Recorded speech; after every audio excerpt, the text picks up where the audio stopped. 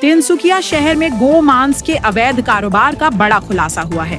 शहर के हिजुगुरी इलाके में लंबे समय से चोरी छिपे चल रहे इस गैर कानूनी धंधे पर आखिरकार पुलिस और विभिन्न सामाजिक संगठनों की संयुक्त कार्रवाई से रोक लगाई गई। जानकारी के अनुसार हिजुगुरी क्षेत्र के एक घर में कई वर्षों से गोमांस का अवैध और खुलेआम कारोबार किया जा रहा था। स्थानीय लोगों और संगठनों को जब इस गतिविधि की पुख्ता जानकारी मिली तो उन्होंने तिनसुकिया पुलिस को सूचित किया। इसके बाद देर रात पुलिस ने संगठनों के सहयोग से विशेष अभियान चलाया। अभियान के दौरान पुलिस ने भारी मात्रा में गोमांस बरामद किया। इस मामले में जसीम अहमद नामक व्यक्ति को मौके से गिरफ्तार किया गया है।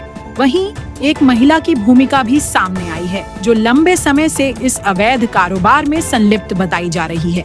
पुलिस ने आरोपियों के खिलाफ संबंधित धाराओं में FIR दर्ज कर ली है। साथ ही यह जांच शुरू कर दी गई है कि गोमांस की आपूर्ति कहां से हो रही थी और इस नेटवर्क में और कौन-कौन लोग शामिल हैं।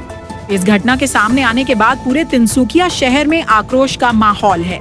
स्थानीय नागरिकों ने पुलिस प्रशासन से मांग की है कि ऐसे संवेदनशील और अवैध कारोबार पर सख्त से सख्त कार्रवाई की जाए, ताकि भविष्य में इस तरह की गतिविधियों पर पूरी तरह अंकुश लगाया जा सके। पुलिस प्रशासन ने स्पष्ट किया है कि कानून तोड़ने वालों को किसी भी हाल में बख्शा नहीं जाएगा और गोमांस के अवैध व्यापार में शामिल सभी लोगों के खिलाफ कठोर कानूनी कार्रवाई की जाएगी। तिनसुकिया से अर्जुन मिश्रा की रिपोर्ट। আজি ঘটনাটোৰ বিষয়ে অলপ কৈ দিয়ক। আজি আবেলি প্ৰায় 6:30-7 বজাত আমি খবৰ পালোঁ যে বাবাৰী গাঁৱত এটা ঘৰত মানে আপোনাৰ গো মাংস বিক্ৰী কৰি থকা বুলি ছাছপেক্টেড টু বি গো মাংস। তাতে আপোনালোক আমি যেতিয়া জনোৱা হ'ল, আমি সেই খবৰ পাই আমি হিজুগুৰি আউটপোষ্টৰ পৰা আৰু আমাৰ SP অফিচৰ ফালৰ পৰা মই আহিলোঁ। তাৰপিছত তাৰ পৰা আমি যিখিনি ছাছপেক্টেড টু বি মানে বিফ অলপমান অলমষ্ট 10 কেজি উদ্ধাৰ কৰা হ'ল আৰু উদ্ধাৰ কৰি তাৰ লগতে যিগৰাকী মানুহৰ ঘৰত পোৱা গৈছে তেওঁক আমি বৰ্তমান আটক কৰিছোঁ, লগতে তেওঁৰ পুত্ৰকো আটক কৰিছোঁ আৰু এই সংক্ৰান্তত যিখিনি আমাৰ মানে আইনগত ব্যৱস্থা এই ব্যৱস্থা লোৱা হ'ব।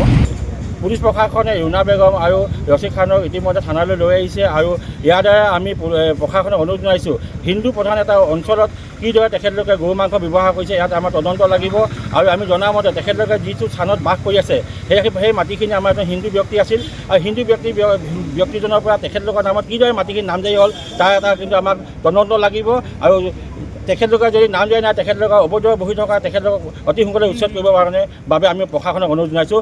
আৰু ভাৰতবৰ্ষ এটা হিন্দু ৰাষ্ট্ৰ হয়, য'ত আমি গৌ মাতাক আমি পূজন কৰোঁ। গৌ মাতাক আমি প্ৰথম আমি যিকোনো পূজাৰ আগত আমি গৌ মাতাক আমি পূজন কৰোঁ, আমি সেৱা শুশ্ৰূষা কৰোঁ। সেইটো গৌ মাংস ইহঁতি বিকি মেলি ইহঁতি নিজে ভোজন কৰি আছে, সেইটো আমি তীব্ৰ ভাষাৰে গৰিহণা দিছোঁ আৰু আজি আমি এইটো হাতে নাতে ধৰি মেলি আমি আইন ব্যৱস্থা আমি আইনক গতাই দিছোঁ। এতিয়া আমি আইনৰ ওপৰত আমাৰ বিশ্বাস আছে, আইনে নিজৰ আইনী ব্যৱস্থা গ্ৰহণ কৰিব আৰু তেখেতক উচিত শাস্তি প্ৰদান কৰিব।